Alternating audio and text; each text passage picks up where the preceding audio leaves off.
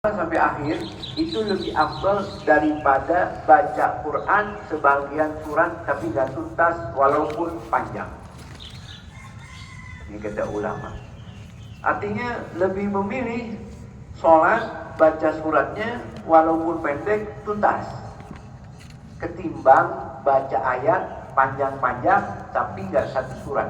Itu mafhumnya kata ulama. Dan itu umum daripada bacaan solatnya Nabi kita Muhammad Allah sallallahu. Sebagaimana di dalam Sahih Bukhari, Imam Abu Qatadah mengatakan kana Nabi sallallahu alaihi wasallam yusalli rak'ataini min az-zuhri wal 'asri bi Fatihatil Kitab wa suratin surah. Kata Imam Abu Qatadah, ada fi'li salatin Nabi sallallahu alaihi wasallam al-ghalib. Umumnya solatnya Nabi itu, contohnya misal Zuhur Asar, itu kedengeran solatnya Nabi setiap rakaat, yang pertama dan kedua baca Fatihah lalu satu surat, rakaat kedua satu surat. Nah, itu tanda Nabi sering selalu baca surat dalam solatnya seperti itu. Ada juga riwayat Imam Muslim, anna Nabi sallallahu alaihi wasallam dari Imam Ibn Abbas, kana Nabi sallallahu alaihi wasallam yusalli rak'ataini min al-fajr yaqra' fil ula ba'd ayat min al-Baqarah wa fi tsaniyah ba'd ayat min al-Imran. Ada riwayat yang kedua Nabi itu, kata Ibn Abbas, salat subuhnya rakaat pertama enggak baca satu surat, tapi baca sebagian surat daripada Al-Baqarah. Rakaat kedua baca sebagian surat daripada Ali Imran. Ini tanda boleh juga orang imamin atau sholat sendiri baca Qur'annya enggak satu surat, beberapa ayat aja boleh, ada riwayatnya. Ada juga riwayat anna Nabi sallallahu alaihi wasallam yusalli yaqra' suratun fi rak'atain. Ada riwayat yang ketiga Nabi itu ada baca satu surat panjang dibagi dua rakaat. Jadi rakaat pertama setengahnya, rakaat kedua setengahnya. Ada juga riwayat yang keempat, anna Nabi sallallahu alaihi wasallam yaqra suratain fi raka'ah wa kana yaf'alu fi nafilah. Ada juga riwayat Nabi itu salatnya dua surat di dalam satu rakaat. Dua surat di dalam satu rakaat. Dan itu biasanya Nabi baca seperti itu kalau sholat sunnah yang berjamaah. Jadi dua surat ya, di dalam satu rakaat. Ya. Misal kalau annahum idzalamu anfusahum jauh astaghfirullah astaghfirullah rasulullah ila tawwabur rahimah, ya, satu ayat. Terus dilanjut lagi qul ya ayyuhal kafirun. Itu seperti itu. Ya, itu memang riwayat seperti itu.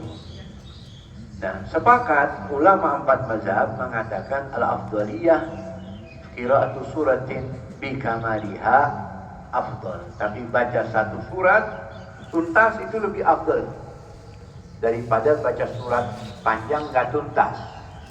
Waqad yahsulu sunnah bi qira'ati mazad 'an al-Fatihah walau ayat. Tapi orang dapat pahala sunnah baca surat walaupun hanya satu ayat.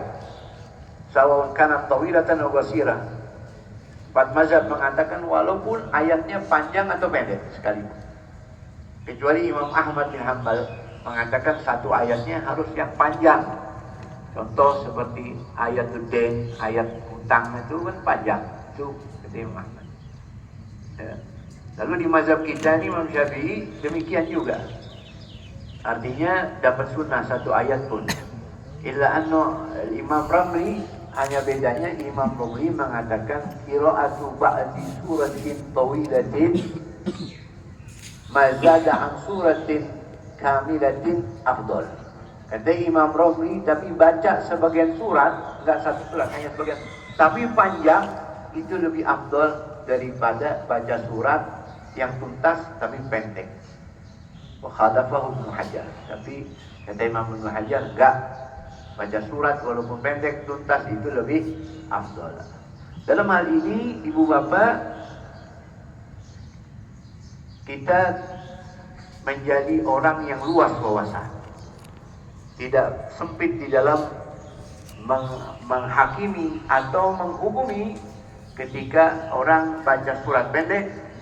Demikian juga ketika orang baca surat ayat yang panjang gak tuntas, karena semua itu ada dalilnya. Ya. Wayan bagi an yakuna sya'nul qari al-khusyu'. Dan seyogianya orang itu kalau sholat baca Quran, kalau baca Quran baik di dalam sholat terlebih khusus atau di luar sholat, hendaknya dia khusyuk, tadabbur dan khudu. Ini wal maksud wal matlub wa bi tastanil qulub. Ini khusyuk ibu bapak beda sama tadabbur. Tadabbur juga beda sama khudu. Nampak perbedaannya bisa kita ketahui dari mana? Dari ta'rifnya. Kalau khusyuk itu ibu bapak, ya, khusyuk itu sukunul a'dha wa huzurul qalbi. Anggota tubuhnya diem, hatinya hadir. Itu khusyuk. Jadi nggak goyang-goyang kayak lagi asrokol. Kan ada orang sholat kayak asrokol, kayak lagi ya Nabi salam goyang, tuh matanya kemana-mana. Ada yang mainin jenggot, ada yang benerin kancing. Itu semua makruh. Nengok, melirik, benerin baju, pasang kancing, hukumnya makruh. Sampai bersihin debu di jidat pun makruh. Khusyuk itu anggota tubuh diem, hatinya hadir. Sebagaimana baginda Nabi kita Muhammad SAW. Ini tarif diambil dari mana tuh? Sukunul a'dha wa hudurul qalb. Diambil dari perkataan Nabi kita Muhammad SAW. Ketika lihat ada orang sholat mainin jenggot, ya, kata Nabi, lau khasya'a qalbahada la sakanat jawarihu. Lau khasya'a, kalau hatinya hadir, anggota tubuhnya diam, nggak mainin jenggot. Kalau ini orang sholatnya khusyuk, hatinya bakal hadir, tangannya nggak bakal mainin jenggotnya. Jadi khusyuk ini secara penting. Allahumma ja'alna minal khasyi'in. Amin. Karena Allah jadikan kita beberapa orang-orang yang ahli khusyuk. Amin. Ini khusyuk penting menjadi salah satu ya dikabulkan sholat kita. Salat kita nggak diterima kecuali rukun yang khusyuk. Dalam hadis Rasul, inna salata la yuktabu sudusuha wa la ushuruha wa inna ma yuktabu lil abdi min salatihi ma'agala minha. Kata Nabi kita Muhammad sallallahu alaihi wasallam, salat seseorang nggak diterima 1/6